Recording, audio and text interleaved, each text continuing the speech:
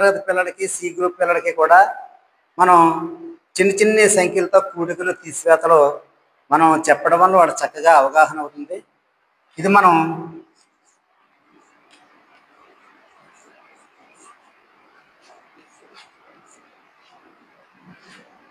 Simple to complex,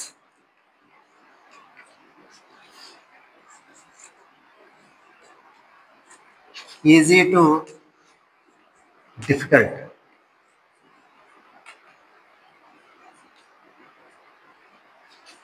simple to complex, easy to difficult అనేటటువంటి ఈ కాన్సెప్ట్తో మనం ఇటువంటి విషయాల్ని బోధిస్తున్నాం. ఎందుకంటే చిన్న చిన్న విషయాలు ఇది ఒక పెన్ను, ఇది ఒక పెన్ను. 1 + 1 = 2. ఇప్పుడు 2 + 1 = 3. 3 + 1 = 9. 9 + 1 = 10.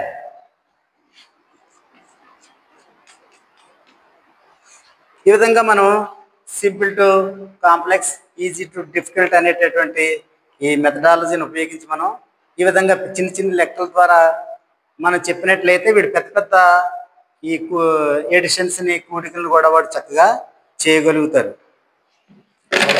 కూడికల్ని చెప్పినట్టే ఇప్పుడు ఇవి 10 పెన్నులు ఉన్నాయి. 10 నుంచి ఇది మైనస్ గుర్తు, 10 - 1 9. అంటే ఇక్కడ ఒకటి తగ్గించేస్తాం.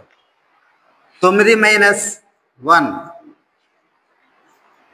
8. మనకి 8 మిగిలాయి. 8 - 1 7. ఇప్పుడు 7 ఉన్నాయి. ఈ 7 నుంచి 7 - 1 6. ఇలా మనం చెప్పుకుంటూ అలా ఒక 2 దగ్గరికి తీసుకొస్తాం. 2 - 1, 2 నుంచి 1 తీసేస్తే 1, 1 - 1 = 0. ఈ విధంగా మనం తీసివేతల్ని ఒక సంఖ్య నుంచి అదే సంఖ్య తీసివేసినప్పుడు 0 వస్తుందని పిల్లలకి అవగాహన చేసుకుంటారు. ఈ విధంగా ఈ ప్లస్ మైనస్లను మనం ఈ సింపుల్ ఈ చిన్న చిన్న సంఖ్యలతో చెప్పడం వల్ల పిల్లలు తొందరగా అవగాహన చేసుకుంటారు. అలాగే గుణకారం అనేది గుర్తు ఇంటూ అని, ఈ గుణకారం ఆవర్తన సంకలనం అని,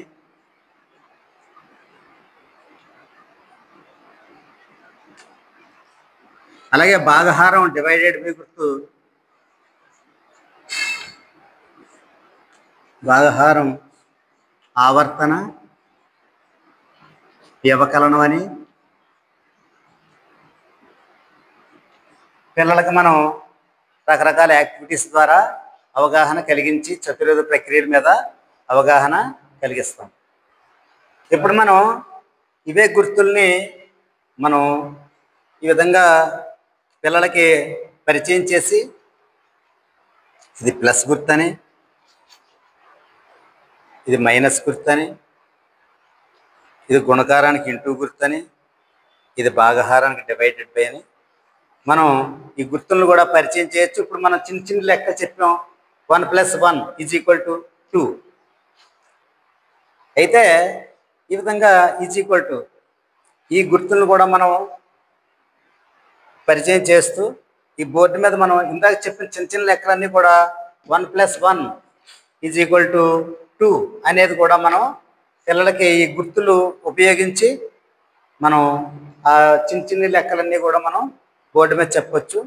చిన్న లెక్కలు ఎప్పుడైతే అవగాహన చేసుకున్నాడో ఈ పెద్ద పెద్ద లెక్కలు కూడా చేయగలుగుతాడు.